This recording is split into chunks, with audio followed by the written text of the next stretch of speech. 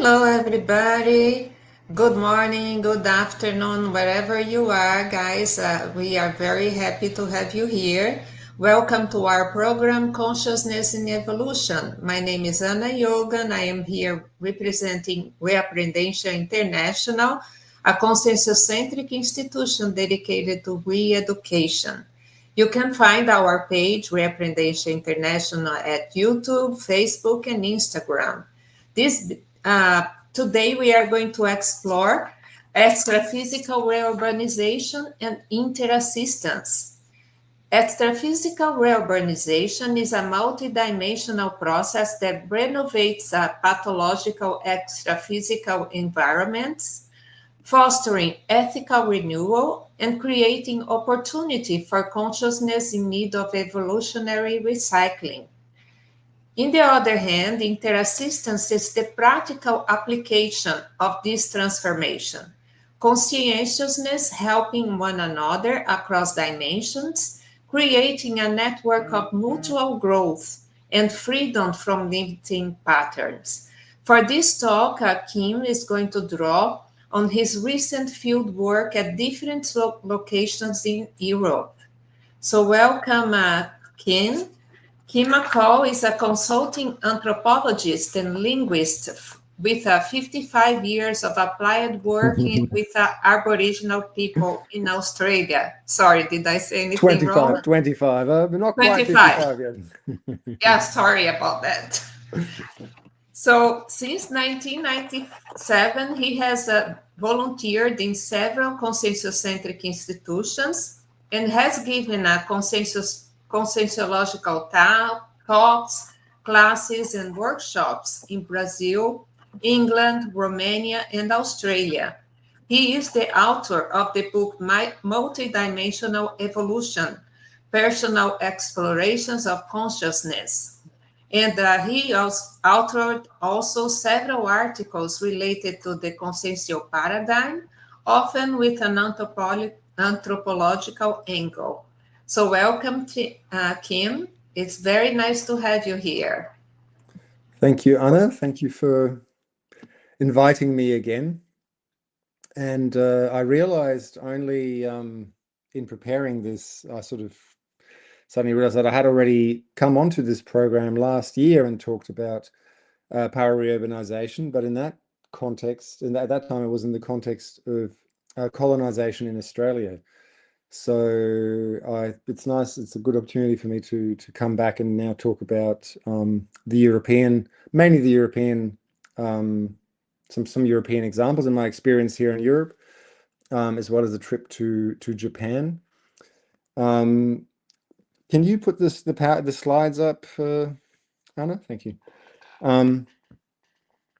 Because I'm currently on a kind of gap year, you could say. I've taken a break from my regular consulting work in Australia, and as part of my PhD research, I am spending time in Europe, exploring, going kind of in a lot of historic contexts, because my research is on place-based myths. So by their very nature, place-based myths are old, and you have to sort of dive through the layers of history of different places to try and untangle them and understand how they might relate to changes and meanings and so on in different stages of society.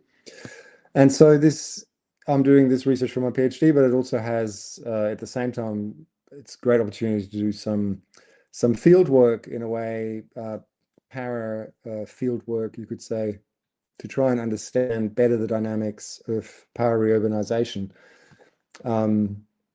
as they are in Europe, but also the principles, right, how they apply generally. And so these images here on the slide, the left one is from Prague, where I actually am currently speaking from, at the castle, and it's one of those ubiquitous images of St. George killing a dragon. So here St. George is spearing a dragon, and it represents, I guess, many different things, but at one level it represents the victory of Christianity over previous systems in which dragons and other kind of beings that we might call, mythical today, might have played significant roles, right? Different kind of religious systems. And it was striking because, of course, the myths I'm engaging with are kind of, at least in part, have their source in previous religious systems. This battle, this kind of the intensity of religious battles across Europe for a long time through violence, and today still through ideology and so on. It's such a defining feature of this place, and these kinds of statues and figures and representations that you can find all over the place, they do seem to play a role in maintaining and consolidating quite stagnant holothoscenes, right? Which we'll get to a bit more in a sec. And then the picture on the right, this is from the Harz Mountains in Germany, where I did some other research as well. And I've just included that for the church. Again, there was a big theme when I was working there with people talking about the process of Christianization, the violence of the process. And I was struck by meeting generations of people today, like people alive today, right now, who still, or who appear to carry genuine resentment about what happened, over 1,000 years ago as part of this Christianization, and the impact it had on, especially from their perspective, the spirituality and people's connection to the land. So these topics are really directly related to power reurbanization, and part of the thing I want to bring across today is that the process of power reurbanization and the inter-assistance that we as consciousnesses who want to contribute, who want to assist, others, and all of us as a collective, that this is not something that's kind of abstract or detached from life in the ethereal realms, as it were, right, in the extraphysical dimensions. But it's very grounded in our history, in places in the land, because this is where a lot of these extraphysical dimensions are attached, right, and where a lot of states of consciousness are connected to, and states of consciousness is the basis for different dimensions. Yes, this is the point of the talk, is to try and show some examples of very practical steps and actions that can contribute to how we can contribute to extraphysical reurbanization. And also why, right? Highlight why this is really important. If we feel that we have the energy to contribute, right? We feel aware that there is a need, then this is something for anybody listening right now to consider as a really important part for the rest of this physical life, and perhaps even the next one. So some fundamental principles are help to have in mind when we talk about power reurbanization is that we are all in large karmic groups, right? We're all connected to a lot more people than we are aware of, because many of them are not in the physical dimension right now. And even also there's people in the physical dimension that are, close parts of our karmic group, but we haven't met them yet. And maybe we won't meet them physically in this life, but we might meet them out of the body. But even though we are all connected, right? You can see this image, like all of consciousness is connected. Everything in the realm of multidimensionality is on sort of on scales, right? On spectrums. And at some fundamental level, we're all connected. All consciousness is connected. But in a very practical level, there are people that we will meet and that we are connected with over lifetimes, and we've shared lives with, and we've had extraphysical experiences with, and we have stronger karmic ties to. And then there are a lot of consciousnesses that we don't have those connections with, right? And we haven't built them yet, those links. And these karmic groups, it's important to try and understand, to increase our understanding of who is our karmic group, because that provides a foundation for assistance. And just a quick hello, there's a couple of names have just popped up saying hello in the comments, so welcome, nice to have you here. The multi-existentiality, right? This is essential to evolution. So we have a sequence of lives. This relates directly to our karmic groups, because over these sequence of lives, we build and grow and make many different connections.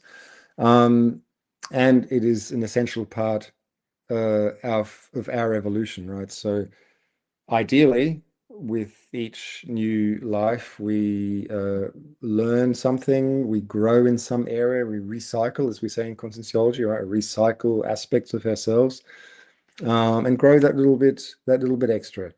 And this current life seems to provide really great opportunities, unlike they've been in the past in history. Because of the sheer number of consciousnesses that we can connect with in a single day, right? And the way we can connect with each other across the world, we're able to connect with so much more of our karmic group in one lifetime than would have been possible often in the past. This idea that there's a continuum of knowledge and understanding relates to the fact that the concept of power reurbanization, of changes happening on the planet, is not confined to conscienciology, right? This is an idea that exists in many different lines of thought. Many have the sort of range of different angles. I guess a very recurring angle is this idea that we are sort of entering there's going to be some transformation and things are going to change very dramatically.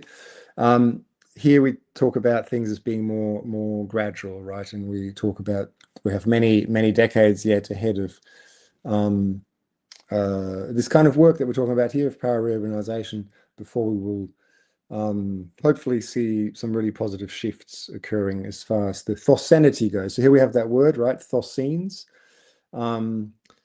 The idea of thought, sentiment, and energy that connect all of us as consciousness. And that is the energy, so the energy of thought and emotion that we put out in the world, and collectively we create a hollow thocene. And the last thing I always like to emphasize around this, because is this idea of healthy ambiguity about the importance of our current life to evolution. Because on the one hand, I'll be talking about encouraging myself and others, to people who are listening, to become more conscious and take more active roles in the process of power reurbanization, with an understanding and an assumption that we can make some real differences in terms of the process of evolution. And on the other hand, it's also always good to kind of keep a healthy sense of the scale of what we can actually accomplish in the scale of the task, right? And to just be realistic about the contribution, and to really understand the importance of many of us working together, right? It's this idea of a group task or a mega task to create something as big as this process of power reurbanization. So Anna already gave a brief definition, but here just to recap again, power reurbanization or Reurbex, right? Extraphysical reurbanization is the improvement of unhealthy, anti-cosmo, ethically degraded extraphysical environments and communities, sponsored by the Serenissimi, right? The consciousnesses who are essentially at the apex of the evolutionary process in this dimension, consciousnesses who are at the last stage of their life. So they are supporting and developing and managing a lot of this process. And it is done with the purpose of sanitizing the intraphysical holothocene of those areas of the intraphysical societies, so scenes, over which these degraded extraphysical environments exercise an anti-evolutionary and deleterious influence on us here in the intraphysical dimension on the conscience, right? And this is from Valvieira's book, Homo sapiens Reurbanization. And so the idea is that the extraphysical dimensions, whether we are aware of them or not, whether we perceive extraphysical dimensions or not, they have an impact on us, right? And if the consciousnesses in those are unhealthy, that weighs on humanity, consciously or unconsciously. And so this process of reurbanization, power reurbanization, is essentially changing for the better those environments with a long-term benefit for us here. But the short-term impact is that a lot of the consciousnesses who are residing in those dimensions end up in the intraphysical dimension, as a way of clearing the space, essentially, of having a break so things can be changed on the other side, and of breaking up.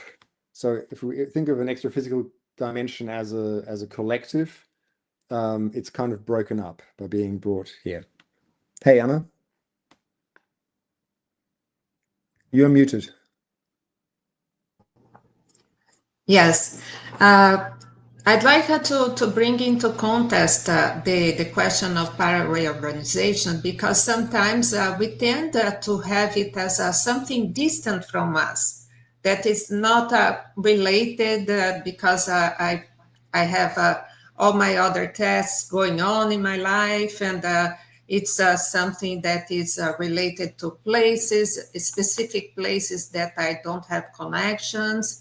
But in fact, we all have that kind of cosmoethical responsibility with several groups that we had contact in the past. So I'd like you to clarify a little more about these pockets of assistance that we are connected, and how this impacting the reurbaxis process. Yeah, that's a really great point, right? And that goes to that question of the karmic group that I was starting to talk about earlier, right? That the karmic group are all the people, all the consciousnesses across lifetimes that we have these close affinities with. And we might not know this, right? Because if you're living a life now and you're relatively balanced, living a healthy, let's just say a common, normal, healthy life, you may not consider yourself to actually have karmic links with very stuck, fanatical, some kind of, say, religious fanatical community or something extra that exists extraphysically. But in fact, several lifetimes ago, you did have these connections. And this puts us, if we're in that position, this actually puts us in a good place to have affinity with these consciousnesses and to assist them to move on, or to even just to engage, right? To just enter those spaces. And we are connected much more widely. So you were saying, I know, if we never go to certain places, right? Like maybe you live in Brazil, or you're in the US now, or people are in Australia where I normally live, and you don't come to Europe, and you don't think about the many places which have these dense overlaying histories of one religious group or one kind of national identity overlaying over another, and leaving these not only sometimes emotional traumas that one can still perceive in the physical communities, but also the extraphysical dimensions associated with this.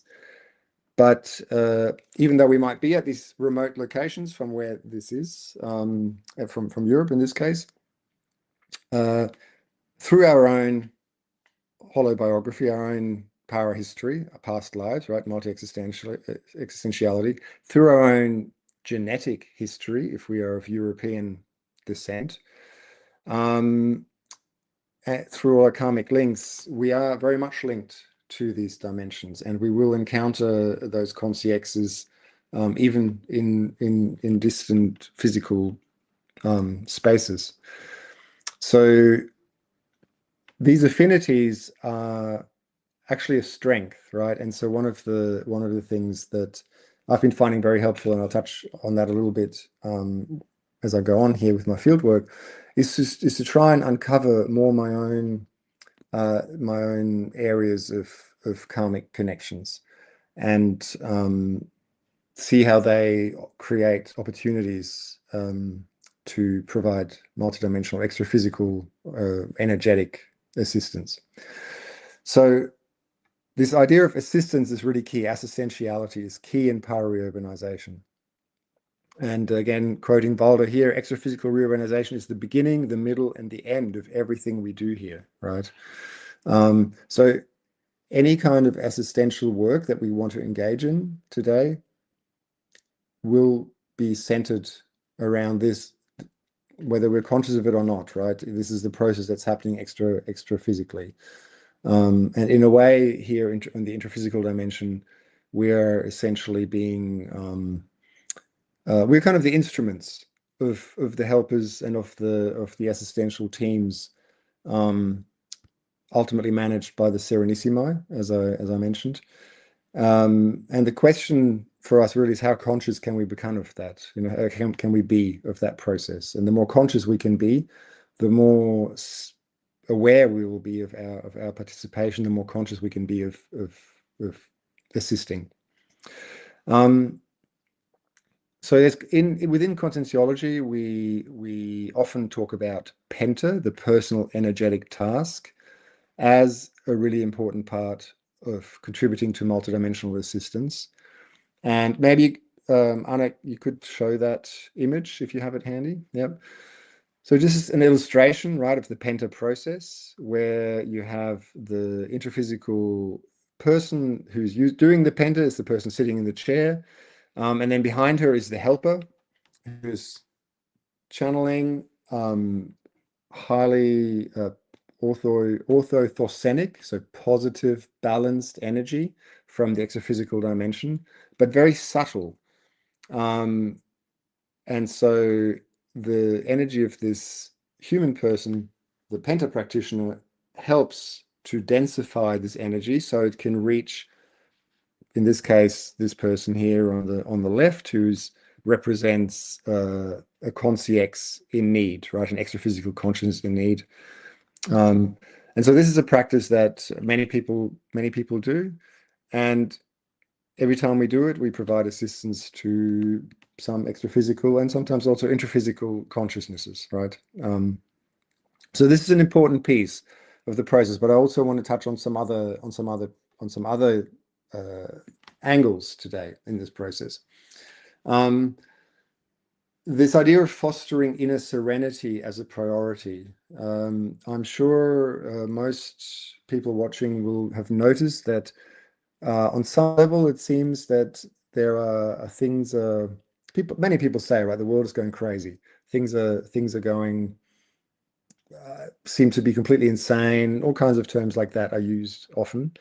And it's very easy to get taken in by all the headlines and by, in fact, the things that are happening, right? There are many traumatic and very painful events unfolding on the planet at the moment.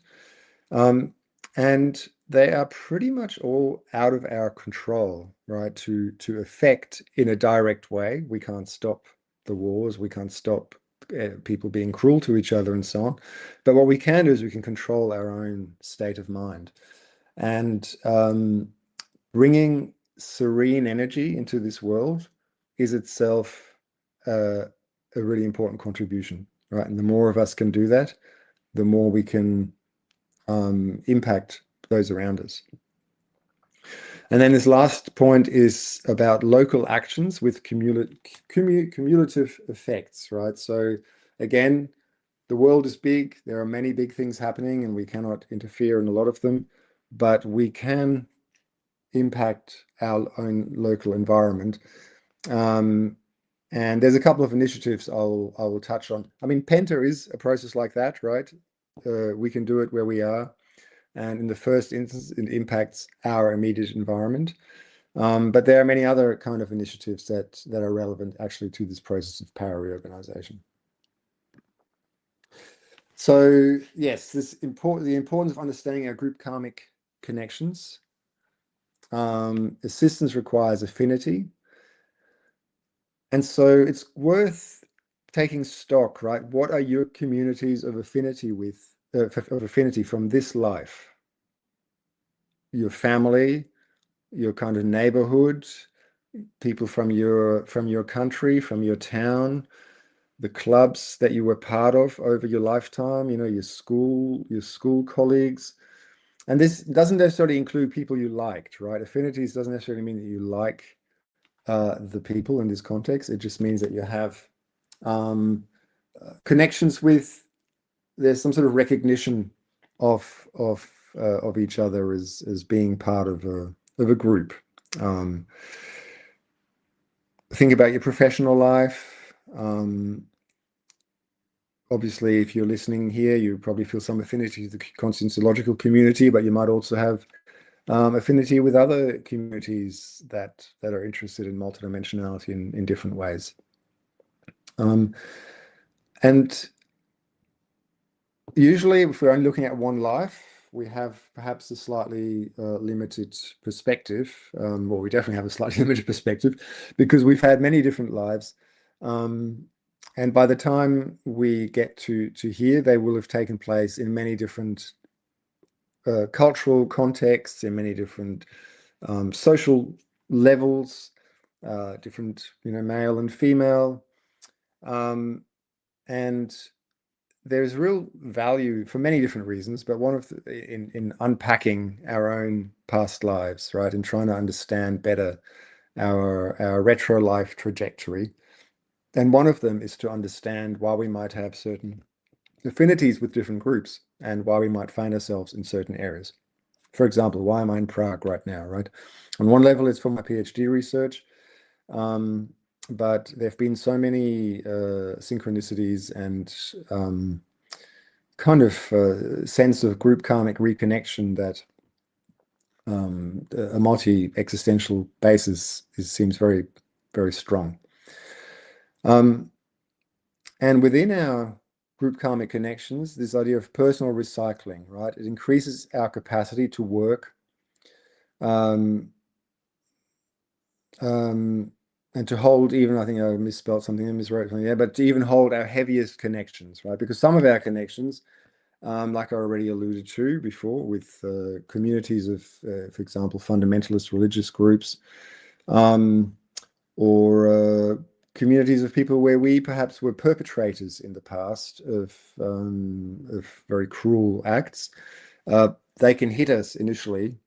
People can be, taken in by guilt when they first have retrocognitions in which they did terrible things to others.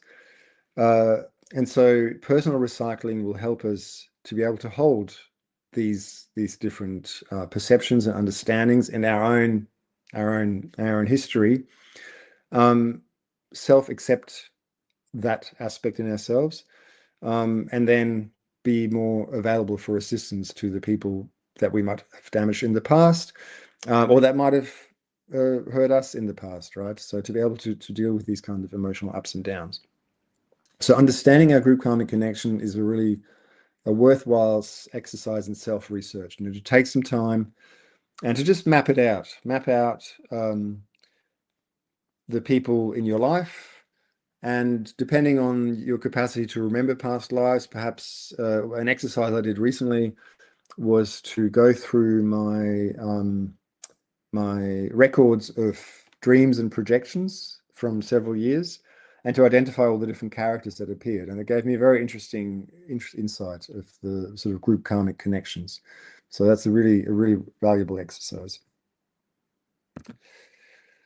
And so now, just perhaps for the next 10 minutes or so, I just wanted to give a few examples of assistential multidimensional initiatives that I've had the privilege to participate in these last few months while I'm doing my gap year.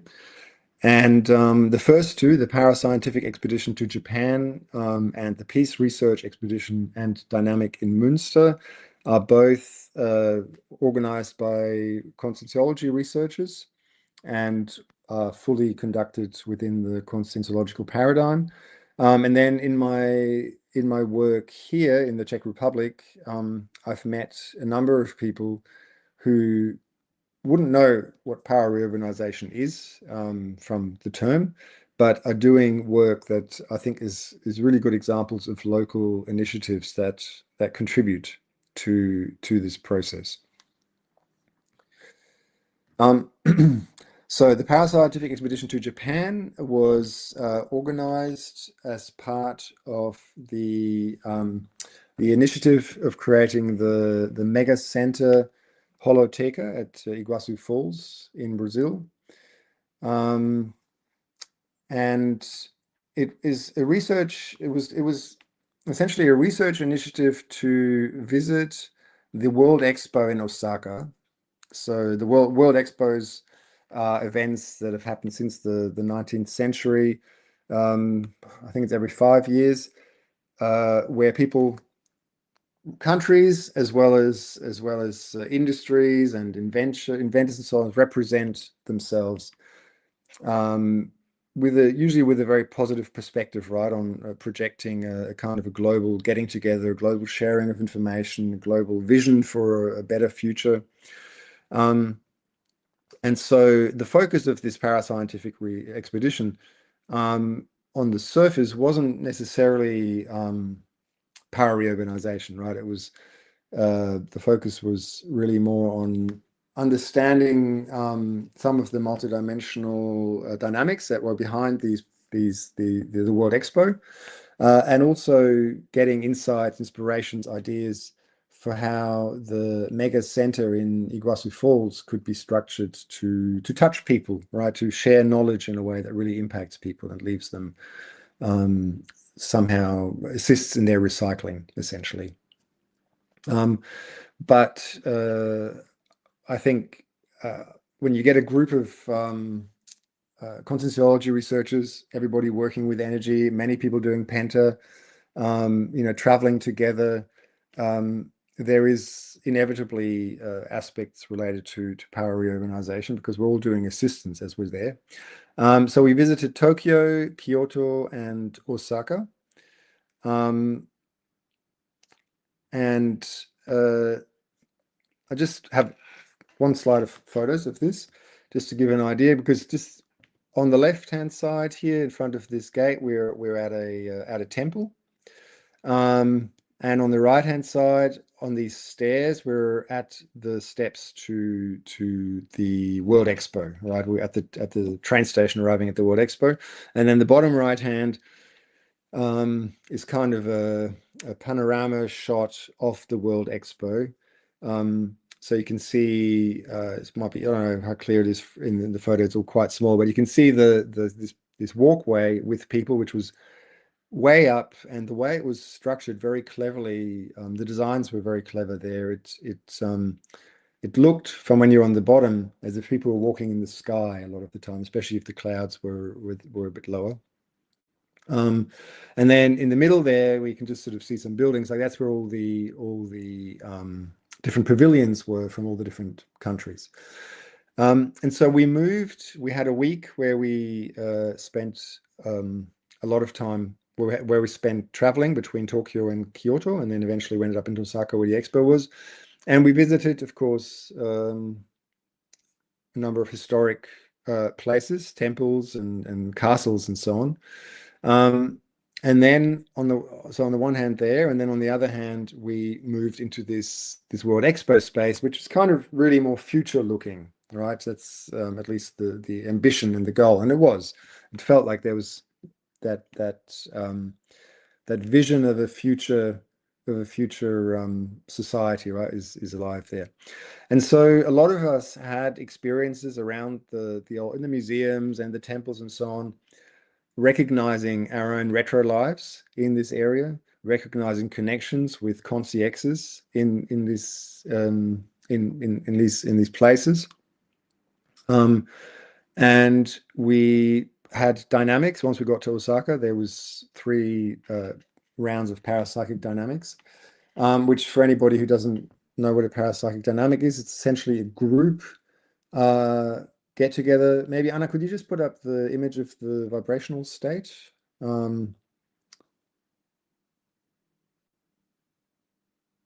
Yeah.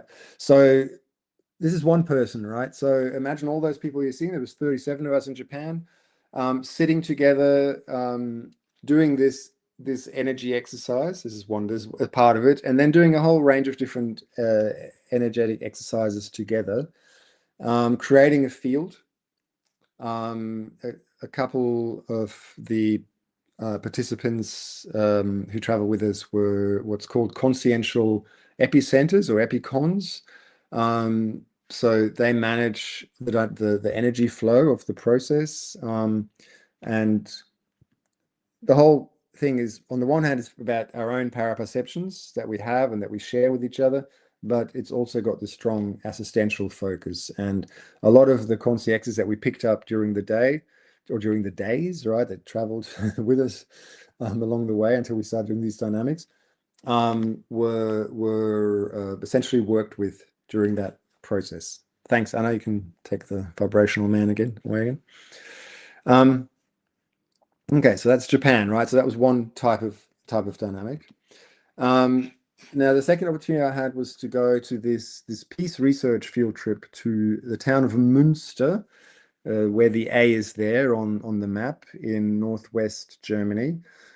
Münster is one of 2 towns where the peace treaty was signed in 1648 that ended the 30-year war that had really ravaged so much of Central Europe, especially Germany, Poland, Czech Republic, but many other areas as well got impacted by this. And especially, there's a couple of conscientiology researchers in Germany, Anne-Kathrin Vogt and Eduardo Vicenzi, who for a long time have been researching peace, and they've been especially interested in Münster and the 30-year war. And they initiated this process for us to visit for people to visit the hall, the so-called Peace Hall, where this peace treaty was signed, but to combine it with a parapsychic dynamic on the side.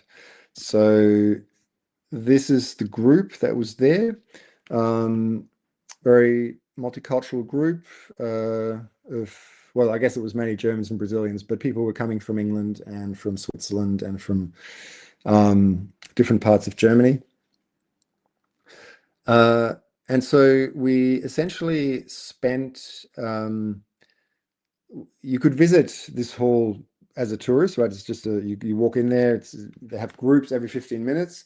So we went in this space and we just spent 15 minutes in silence, each of us doing the energy work again, right? The vibrational state. And then taking in our impressions, perceiving what was happening, registering it. And then we went next door to the space that you can see on the right. And there we discussed our sensations. And then in the later day, we had a parapsychic dynamic, right? Where we spent the afternoon essentially doing this energy work as a group that I outlined before. And the perceptions, we were in this was a peace space, right? This was the peace hall.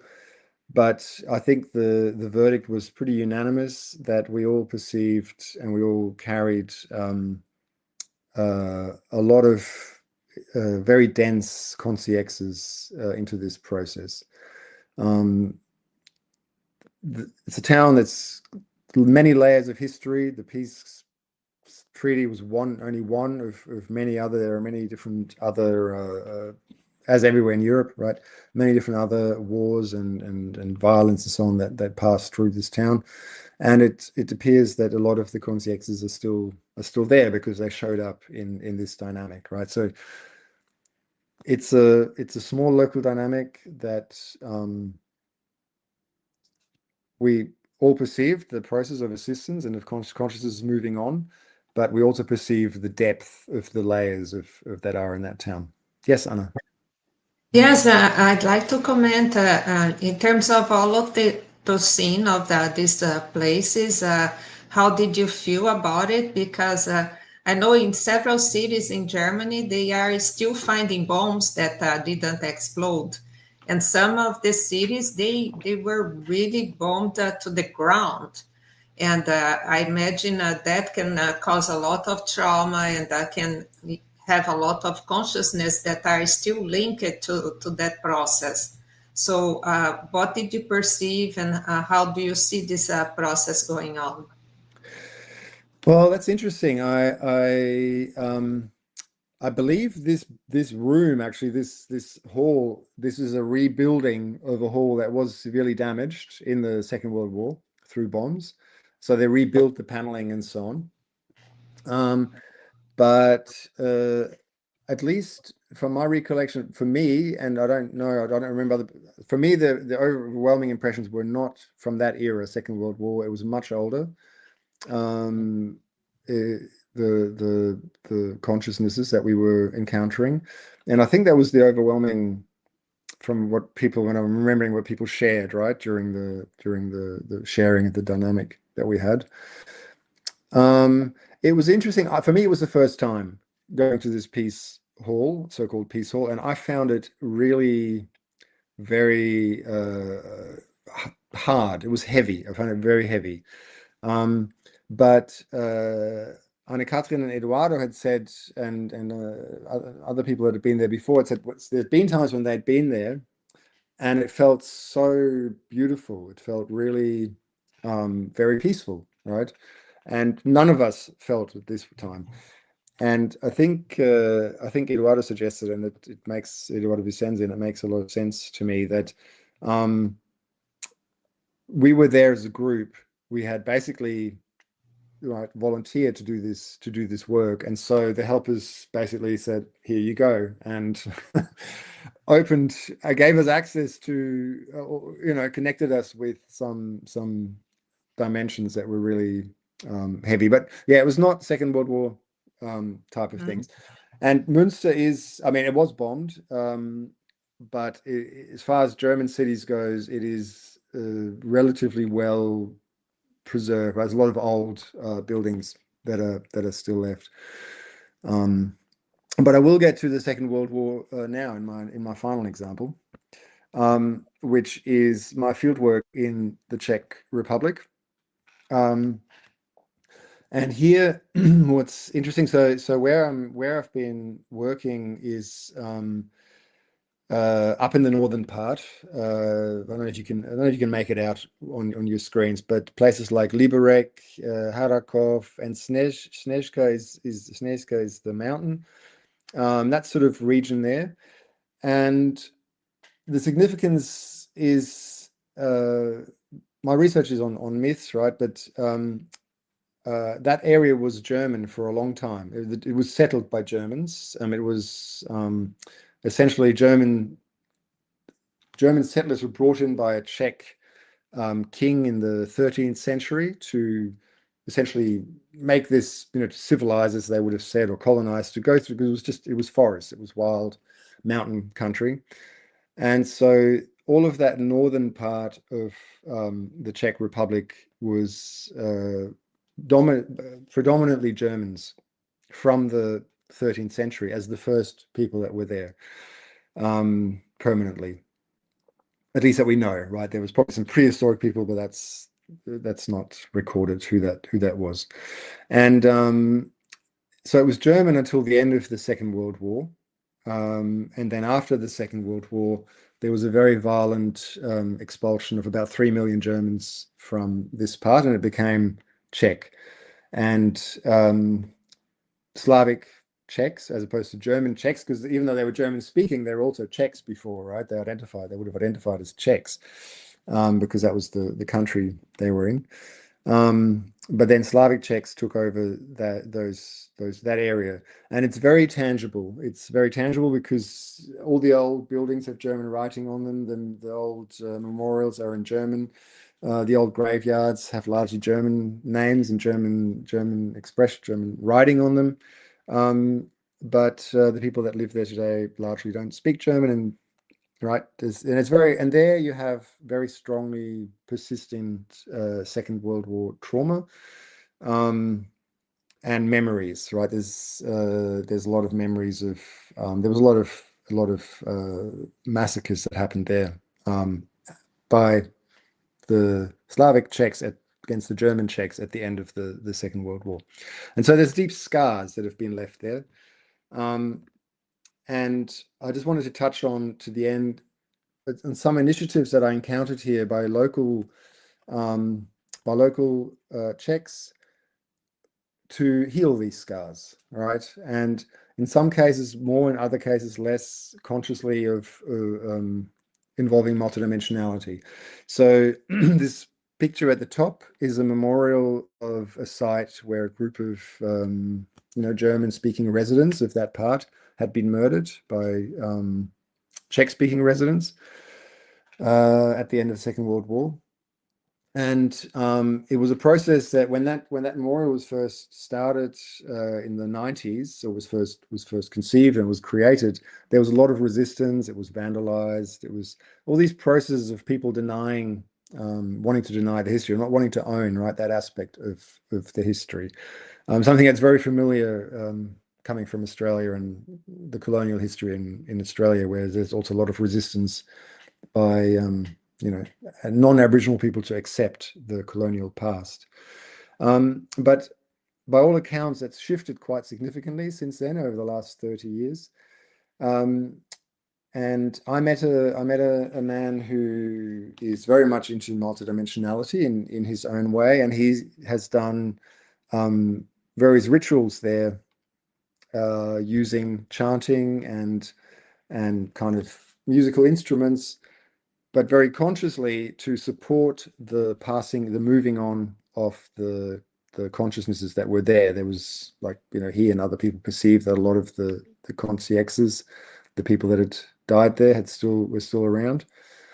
And so he told me that some years ago he'd done this process, and he shared his perceptions, and he shared how he felt these consciousnesses moving on. And then he took me there, and we did a kind of a joint process, right? I did my energy work the way I showed before, and he did his work with this singing bowl and his chant. And it seemed, this is just my perception, right? I think we should have started with this. Don't believe in anything. That's what you should, forgot to mention that at the beginning. I guess that goes for all of these lives. So the perception I had was that the consciousnesses they were extraphysical, but the assistance still is of benefit because they still carry the scars, right? Even if people are no longer attached and they've gotten rid of their energosoma, they've moved past that, what we call the second desoma, right? Where people lose the energy body and they can actually be free extraphysically. But we still carry scars. And so continuing to do work around there is actually also assisting even after people have moved on. And the other two examples, that's a good question. We'll get to that in a sec, Liana. I'll just finish with these other two examples. And one of them kind of perhaps kind of relates a little bit. So I've just copied here. You can't read it. It's just a book, right? It's a guy I met, and he publishes. He's not of German descent. He's a Slavic Czech, but he's very passionate of the importance that people remember the past, because he's saying by denying the past, we're keeping the burden of it over us. And he spoke just as I in the beginning talked about the holothosinic burden, right, of these dense extraphysical dimensions. He talked about that in his own words, very, very much the same understanding that by not acknowledging and recognizing these consciousnesses, they will hang around. Animated here, knocking the lamps. They will hang around and continue to weigh on the people. And so he publishes these large, very large, even by our conscienciological standards, books with a lot of images of the past and text in German and Czech, and in this book, in this case, also Polish, because Poland is just next door, to give a voice, right, and to show a lot of the German architecture and the German past and the German names and so on, the German art that exists in this area, to essentially change the conversation, right? He also does initiatives to engage with local councils and so on, to remember and to change the conversation and to acknowledge and so on. And that third example was a group of people I essentially stumbled across, you could say, Germans who are descendants of people who were removed, right, after the Second World War, that wave of 3 million people that was pushed out to Germany. So descendants of those who've come back, to remember and to connect with their ancestral land, and young Czech people from the university here in Prague. They formed these sort of reconciliation groups, and they meet several times a year for a week or so in those areas in the north of the Czech Republic. And they, for some reason, specifically seem to have focused on cleaning graveyards. So they go to these little villages where there's these very old, largely German graveyards, and they clean them up and they make them legible again. They even rewrite the words, and they share, they share stories and they share the past, and they remember together, right? And so when we're seeing this happening on the intraphysical dimension, but this is actually providing a space also for the consciexes, talking about the karmic groups again, that are linked to these descendants, for example, to witness reconciliation, witness recognition, and because these are things that people get stuck on, right, extraphysically. These kinds of old hurts and so on. And so this can give people peace and just be what they need to move on to the next stage. So I wanted to leave a bit of time, so I'm going to stop talking now. And if this is the main question we have, Ileana, Kim, do you think that making movies about certain conflicts and wars can help the reurbanization of those environments? Well, I think it can. I think it depends on the types of movies, right? I think it depends on how they're made. Exactly. Yeah. Any kind of art, right? Like a movie or certain kind of music that is focused on that, or books, right? People that, I mean, there's a lot of I guess historic writing that can help, but movies are very direct and impact a lot of people. So yes, I think if it's done well, right, I think there's probably an art to evoking consciousness in a way that is assistential rather than heavy. For example, if you're dealing with, especially something with war, it's definitely a genre of war movies where you feel you're just entering the barotrosphere and you're kind of staying there and that's it. Like it doesn't feel like it's taking us to another level. And I can't think of the top of my head right now of a movie that perhaps does that well, but I certainly can imagine that there are, and it could also be a good challenge, right, for people who are into making movies. You're muted, Anna. I believe that movies, they connect a lot with our emotions, and affection is something that has a lot to do with the interassistance, because the first part of the process is kind of rescuing and receiving this consciousness, and that is something that is very related to sentiments and emotions, and those are things that properly we kind of study them in the intermissive course as well. And interassistance is probably something that we made an option to participate in the intermissive period. Would you think this might be a possibility, or am I traveling here and saying crazy things? What, that we decided to do this in the intermissive course? I think it's inevitable. It has to be, of course. Um, that is, it is. It's such. The more I spend looking at it and I guess experiencing it in different parts of the world, the more I see it as it really is like it's the exercise of this lifetime. And so, as intermissivists, as people who've prepared for this life to contribute in some way to the evolution, this is something we've signed up for. This is something we're here for. And And so, what and would you say? Sorry, go ahead. no, I just want to say this issue of affinity and receiving, right, and being able to extend our capacity to to receive consciousnesses, consciexes, for example, who may not seem like as people that we want to receive as such, right? If you think about it, if you're going through your day, you go, oh, I'm not going to go near this person, but they are the extra physically the people that need assistance, and so to develop that is yeah, it's a kind of a lifelong exercise, I think. So, what would be the practical steps that any of us would take into becoming an agent of a multidimensional renewal? That's a good title. Give the prescription. An agent of multi. Well, definitely energy, right? Energy is the language of multidimensionality. It's how we connect. It's how we assist. It's being able to hold our own energy is fundamental.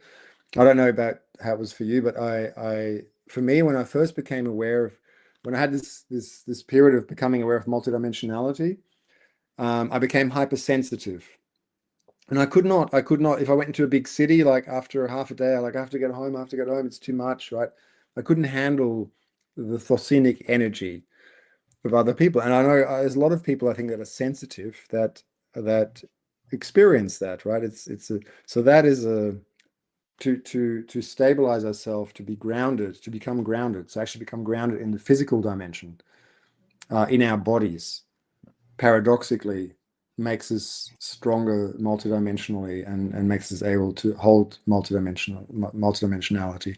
And then there's the aspect of the recycling, right? The our own all our own hang-ups, all our own triggers that bring us out of mostly emotional, but then as it gets more subtle, also mental blocks.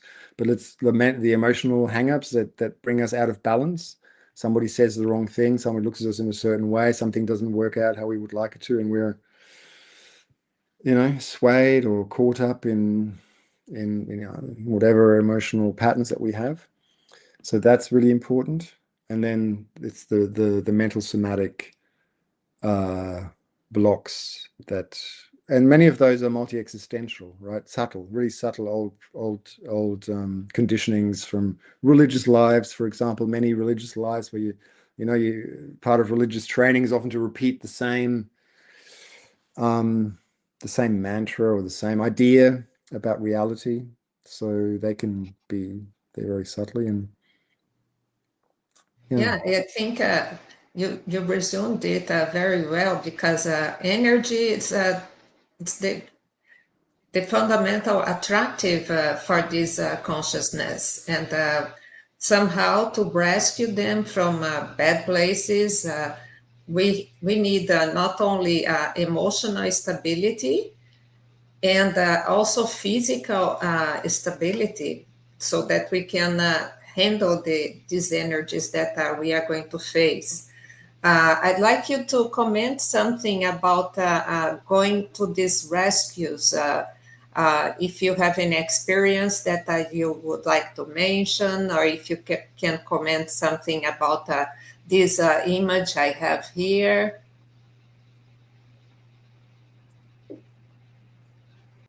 Yeah, okay. Um, well, I can't say that I've ever encountered a consciousness sort of like that, in that I remember at least. So this is the helper. This is the image of a, I don't know, what do you reckon? Is it a helper or a projector? Looks like a, oh, there's a silver cord, I think, maybe. I'm not sure. Anyway, there's a consciousness assisting a what we call a parapsychotic being, right? I would like to share maybe something that just happened the other day. That's not like that though. Maybe take this image away because that's not the image I want to convey with it. I was in I can take rid of that. Because it took me a while to work out what was happening, but I was in I was staying in an accommodation that was an old synagogue. Actually, no, it was a school of it was an old Jewish school in a town here in the Czech Republic. And during the night, I had an experience that involved first some very hostile Russian-speaking consciences, which were basically wanting to kill me, which were then taken away by someone else. Consciousness I have a lot of affinity with. And then I was left with a group of German-speaking um, uh, kind of not very lucid, also hostile, but not to the same extent consciousnesses. And it was for them that I was the goal was to assist, right, and to have that affinity with them and to move them, to take them to another place. But I was quite confused about this. I was confused about the Russian speaking and then the German speaking, and then later the next day, I had a look around, and in that building where we were staying, there was an exhibition about Jewish authors, Czech Jewish authors from across different times, including the Nazi time and many that were killed, but across times. But there was a few of them that had these really interesting histories, many biographies that were about them, right, where they had these links to Russia and these links to Germany. And they were, a couple of them, after having been persecuted by the Germans and managed to sometimes go to Russia and then come back, they were ultimately executed by Russians because they also didn't want to conform with the communist regime that was imposed.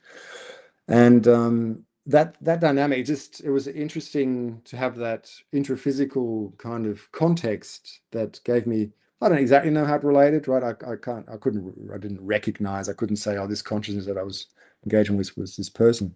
But I could see that there was a historic dynamic that made sense of my extraphysical dynamic. So I think with a lot of these times, this kind of image that we have, I guess people have those experiences, right? And that's why there's these images. But in my sense is that much more often than not, it's kind of consciousnesses who are, dressed, walking around, and they have quite toxic and hostile energies often. And it's that kind of consciousness that we're needing to connect with and take somewhere else to some helpers who can work with them. Very well. Thank you so much for clarifying that question. I am afraid our time is up, but it was excellent to have you here. As I said other times, you can come back anytime you want. We love having you here. And Thanks, Anna. yes, and if you guys enjoyed this conversation, give us a like and subscribe to our channel, please. Thanks for joining us today. In the next live, we are going to receive instructor Roberto Almeida. He's going to be talking about Saluto Conscienciology, which is the future of health. If Kim has any last remarks, please feel free to say your last words. And hopefully not my last words. in this No, life. no, thanks for people who watched. Thanks for joining. Always happy to talk about these things. So if anybody watched and has some ideas, some thoughts, some reflections, or some questions, feel free to reach out. And otherwise, I look forward to another opportunity. Thanks, Anna. Yes, and if anybody has any question and would like to connect with Kim, I am sharing his email here. He is going to be happy to answer you if you have any other questions. Okay, and see you next time.